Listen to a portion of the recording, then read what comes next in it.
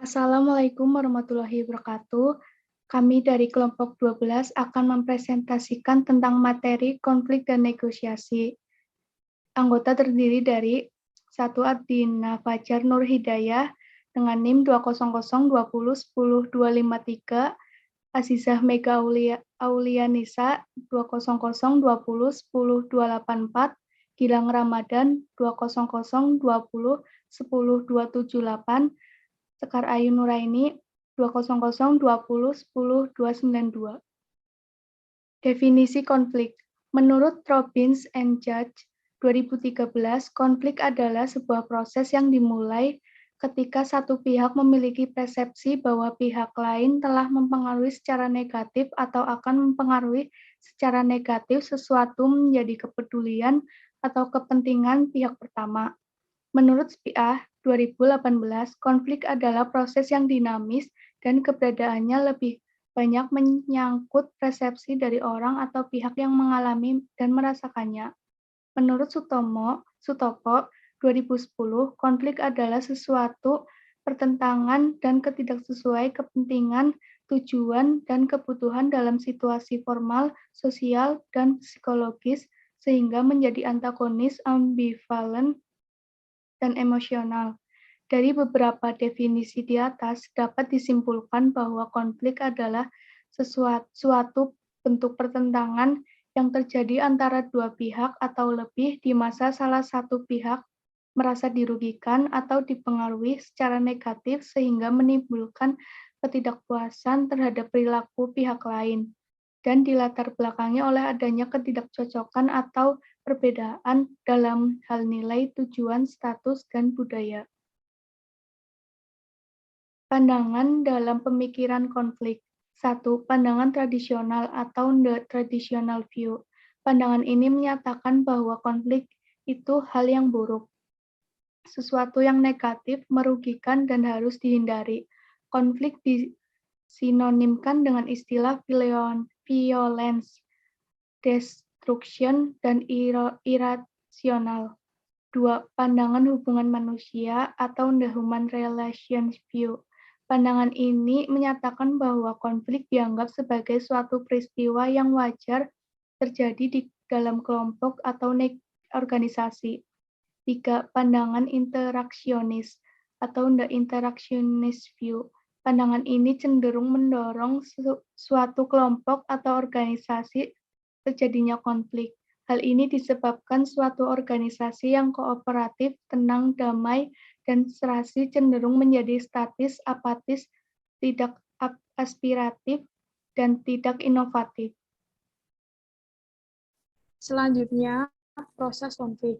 Yang pertama, tahapan 1. Potensi, oposisi, dan ketidakcocokan.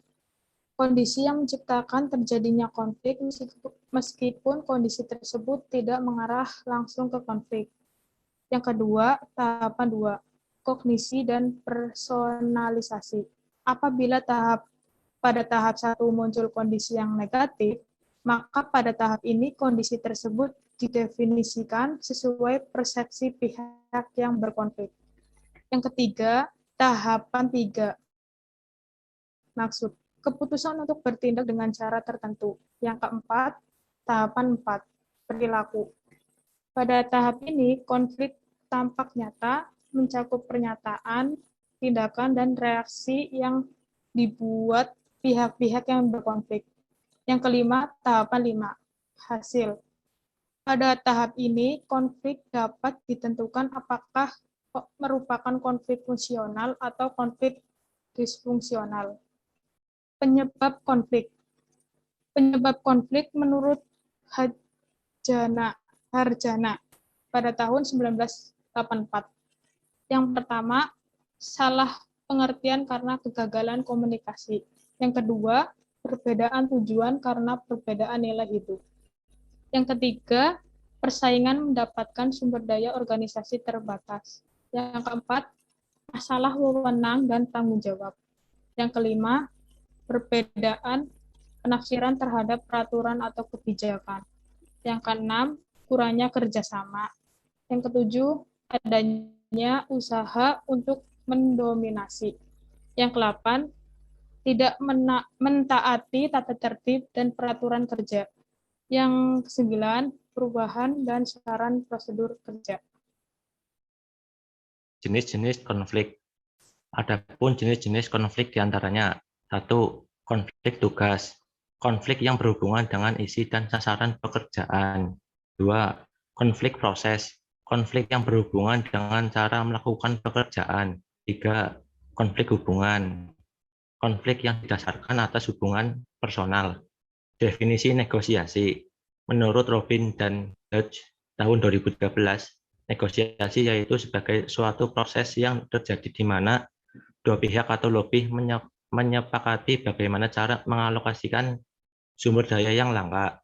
Menurut Ivan Savage tahun 2007, negosiasi merupakan sebuah proses di mana dua pihak atau lebih yang berbeda pendapat berusaha mencapai kesepakatan. Menurut Sophia tahun 2008, negosiasi merupakan suatu proses tawar-menawar antara pihak-pihak yang terlibat dalam konflik.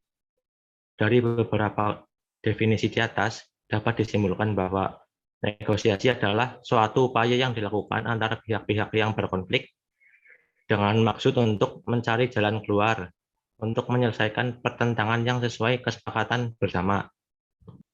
Selanjutnya, strategi negosiasi.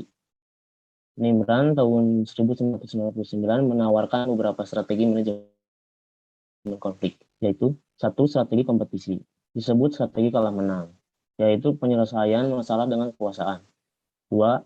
Strategi kolaborasi atau strategi menang-menang, di mana pihak yang terlibat mencari cara penyelesaian konflik yang sama-sama menguntungkan.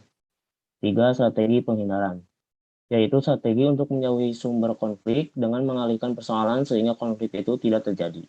4. Strategi akomodasi, adalah strategi yang menempatkan kepentingan lawan di atas kepentingan sendiri. Strategi ini juga disebut dengan sifat mengalah.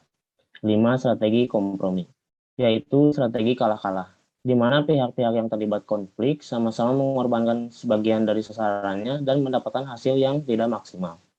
Taktik negosiasi. Arbono tahun 2005 menyarankan beberapa taktik sebagai berikut.